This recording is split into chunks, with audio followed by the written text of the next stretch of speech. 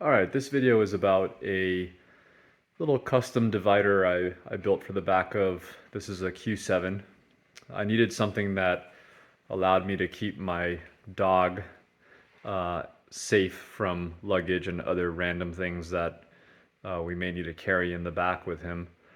And I think there are sometimes some OEM solutions, but I wasn't able to find anything for the Audi. I know there's something I think really expensive on Amazon that I didn't quite like. I didn't think it was sturdy enough. But anyway, this is a quick video on basically how I built this. It's very simple. I actually made it from scrap steel I had laying around. If I were to buy the steel, I probably would have used smaller sized angle, but this is just regular 90-degree angle steel and very simple, what I'd call an H frame. And then this is called wire decking. It's what usually goes on like pallet storage racks. It's really cheap. I actually had this laying around for an extra shelf that I got with a storage unit. So I cut it to the profile of the seat. That was pretty easy. I just measured the distance and drew a triangle based on that distance of the slope of the seat. Cut it out with an angle grinder.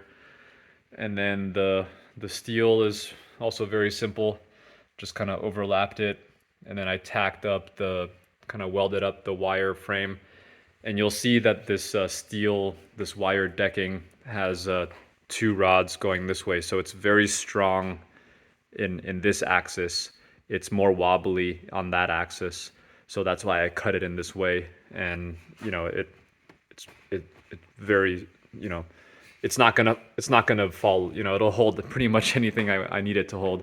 It is rated at 500 pounds, but that's being secured along all four corners. I guess technically this would be like a quarter of that, which is still plenty strong in terms of lateral force that this may see from luggage or other stuff here. So this was actually, I actually measured this distance for the specific bags that we have. So it's like slightly off center, and that's on purpose because the bag fits perfectly, and then the dog gets the rest of the space. So, you know, you could over-engineer this and make it adjustable with slots and things like that, but I wanted something, you know, just keep it simple. So hopefully this inspires some of you. Okay, take a couple more angles here. But yeah, pretty straightforward. And then I taped off the wire decking, which is already coated. And you know, before you weld the wire decking, you need to remove the coating where you're gonna weld.